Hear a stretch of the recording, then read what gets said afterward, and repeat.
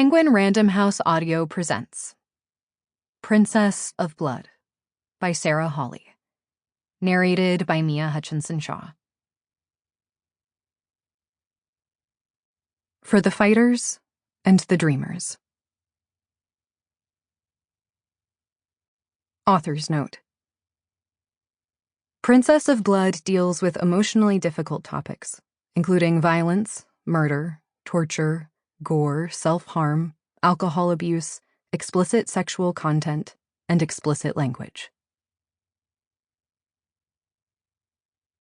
1. The blood tree rose before me, tall and impossibly ancient. Its branches had been bare the last time I'd been in the vast stone chamber leading to Bloodhouse, during the immortality trials, when the tree had shown me a lifetime of my sins. But now they were covered with crimson leaves. The stone tiles beneath my feet felt alive. Power thrummed through the chamber, an invisible current that brushed against a strange new inner sense. I shivered at the sensation. Just one sign of the tremendous and frightening change I'd undergone. I wasn't human any longer. I was a fairy, and the new leader of Bloodhouse. "Welcome, Princess Kenna," a voice whispered inside my head. Liquid, female, throbbing like a pulse. "How do we get inside?" These words were spoken out loud, and I turned my head to look at the speaker. Laura, my former mistress and the excommunicated heir to Earthhouse, looked as exhausted as she sounded. Like me, she had one arm around a drooping, distant-eyed woman with a shaved head and skin newly lined with scars. Anya Hayes, my best friend from the human world who I'd thought dead until a few hours ago. She'd been unresponsive but capable of walking when we left the corpse-filled throne room, but she'd sagged more with every step. Now she seemed barely conscious. My chest hurt unbearably as I looked at them. The three of us had survived months of danger and a night of carnage, but at what cost? Lara had been stripped of her magic, her family, and her home. Anya had been tortured in unimaginable ways. "I'm not sure yet," I told Lara. "I need to figure out what the trap is." All 6 Fae houses in the underground city of Mistei had dangerous traps at their entrances. They were tests only house fairies could pass, while intruders were killed gruesomely. Firehouse burned unwelcome visitors with a curtain of flame. Earthhouse drowned them in a tunnel of water. What would the fairies of Bloodhouse, who could magically manipulate bodies, have done to keep their borders safe? They were my borders now, I supposed.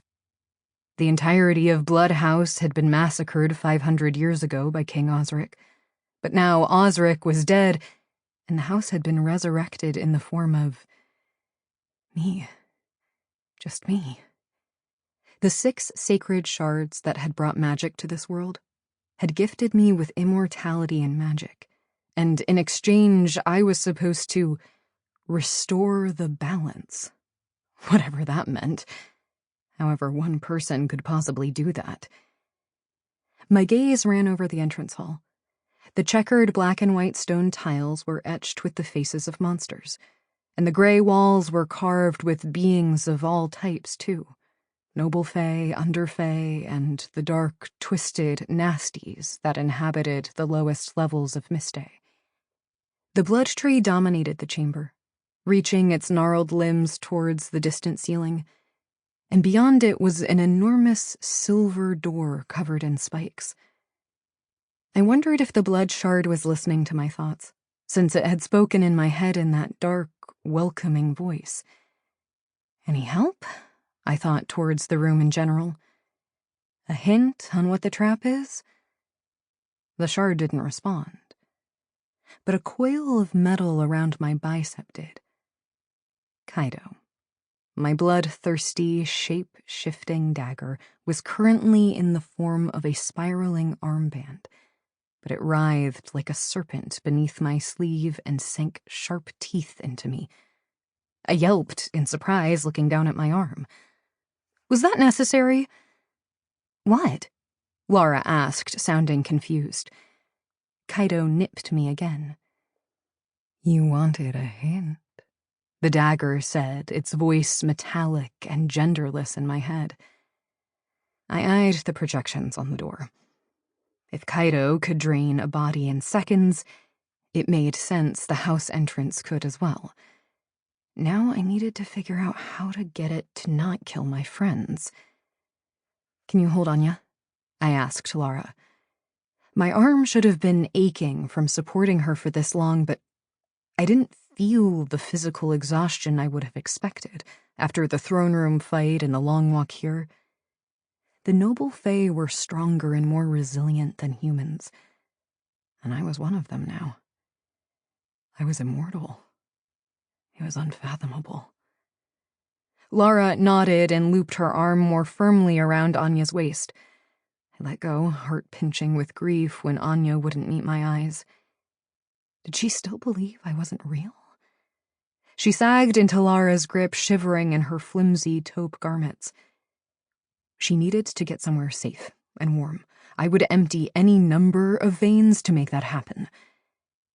I walked around the tree, trailing a hand over its rough trunk. The leaves whispered and sighed. There was a pulse beneath the bark, one that sped until it mirrored mine. It was simultaneously welcoming and unsettling. 10 more steps took me to the silver door, which was easily twice my height. The spikes covering it were as long as my forearm. Surely I wasn't supposed to impale myself every time I wanted inside. Then I spotted a sculpted silver wolf's head on the right side of the door, nestled between several spikes at chest height. Its mouth was gaping, and when I bent to peer inside, I saw sharp teeth guarding a cylindrical silver rod. I'm supposed to stick my hand in there? I asked Kaido silently. Yes. The nature of the trap came clear. If a house member grabbed the handle, the door would allow them inside. If an enemy tried, the wolf's teeth would slam together, and the door would consume them. I hesitated before sliding my hand into the wolf's maw. Even knowing I was the new princess of blood, it was a relief when the door didn't immediately bite my hand off. The metal rod warmed under my palm, and the door started vibrating. A rumbling sound filled the air like the purring of some enormous cat. Without any effort on my part, the door began to open. I extricated my hand as it slid to the side on smooth tracks, revealing a blackened opening. The air emanating from within smelled dusty and stale, with a faint aromatic spice beneath. There were more spikes at the edge of the door, thick ones that had been slotted into the wall. If someone tried to run through the door while it was open, I imagined it would either slam shut or the points would shapeshift to skewer the intruder. Welcome home, the shard whispered in my head. My skin tingled. And something in my chest, not my heart, but something dark and burning that wrapped around it, pulsed with awareness. The magic that filled me recognized its echo everywhere. A new sense had come to life inside me, like hearing without ears or feeling without touch. I turned to look at my friends. Laura's face was taut with apprehension, her brown eyes wide as they darted between me and the entrance. Anya still stared at nothing, lost inside her head. Bloodshard?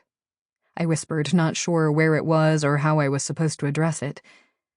Can I bring them with me?